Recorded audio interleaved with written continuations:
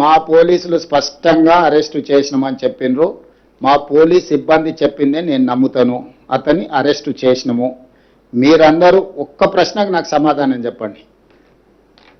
ఒకవేళ సరెండర్ చేస్తే వాళ్ళ పిల్లవాడిని వాళ్ళ ఇంట్లో పెట్టుకొని పోలీసులను పిలిపించి అప్పచెప్తారు. అప్పజెన్షన్ మీ ఇల్లా నా ఇల్లా? రోడ్డు మధ్యలో పోలీసులు నాకాబందీ చేసి వెహికల్స్ని చెక్ చేస్తున్నప్పుడు అప్పా జంక్షన్లో బండి భగీరథ పోలీసులకు చిక్కిండు. ఇది మా పోలీసులు నాకు చెప్పింది. నిజంగానే అతన్ని సరెండర్ చేసేది ఉంటే అతను ఎక్కడున్నాడో అక్కడికి ఈడ మా అబ్బాయి ఉన్నాడు, మీరు వచ్చి పోలీసులు ఇతన్ని సరెండర్ చేసుకోండి అని చెప్పిండ్రు అనుకోండి, అప్పుడు మనం సరెండర్ అనుకోవచ్చు. రోడ్డు మధ్యలో పోలీసులు అతన్ని కస్టడీలోకి తీసుకొని మేము అరెస్ట్ చేసినామని పోలీసులు చెప్తుంటే నేను పోలీసుల మాట నమ్మాలనా లేకపోతే రాజకీయ నాయకుల మాట నమ్మాలనా? మీరు చెప్పండి.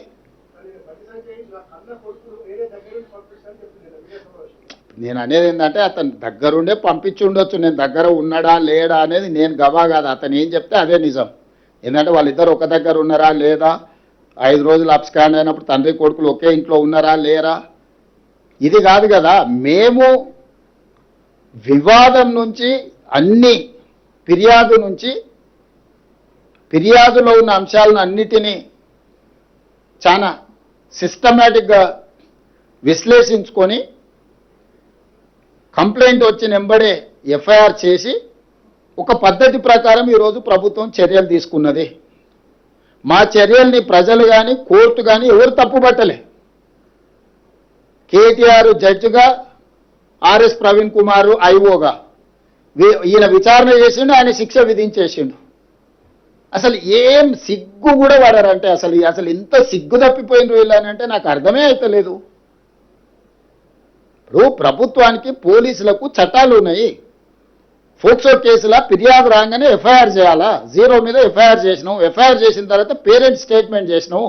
24 అవర్స్లో అమ్మాయి స్టేట్మెంట్ రికార్డ్ చేయాలి. ప్రకారం చేసుకుంటే అమ్మాయి దగ్గర కోర్టు దగ్గరికి తీసుకెళ్లి 164 స్టేట్మెంట్ చేయాలి. ఇది సెన్సిటివ్ కేసు. ఫోక్సో కేసులో ఎవరి వివరాలు చెప్పడానికి లేదు. వాళ్ళలాగా రోడ్డు మీద వాడు మాట్లాడితే ఆ కుటుంబాల వేదన, ఆ అమ్మాయి కుటుంబానికి ఎంత ఆవేదన ఉంటుంది.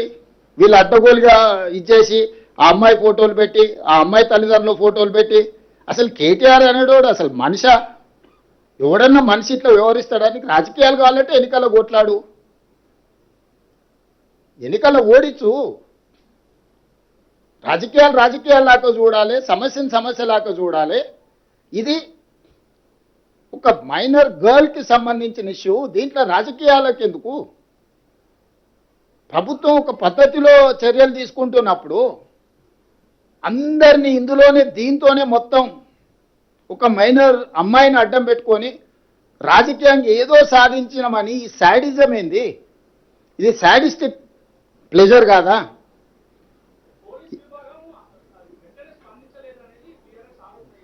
నేను అదేనా చెప్పేది, వాళ్ళ గురించి ఇప్పటి దగ్గర చెప్పింది. శాడిస్ట్ అని నేను చెప్తుంటే మళ్ళీ నువ్వు ఇంకా కొత్తది అడుగుతావేంది?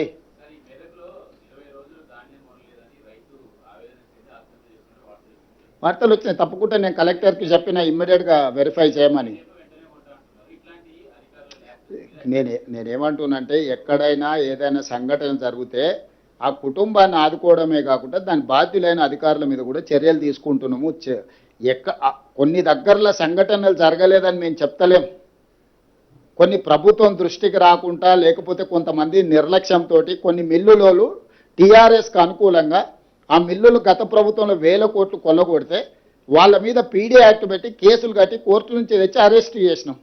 ఇప్పుడు లారీలు ఐకేపీ సెంటర్ల నుంచి లారీలను నింపి మిల్లుల దగ్గరకు పంపిస్తే మిల్లర్స్ కొంతమంది టీఆర్ఎస్కి అనుకూలంగా ఈ టీఆర్ఎస్ నాయకులు పోయి వాళ్ళని దించనీయలేదు.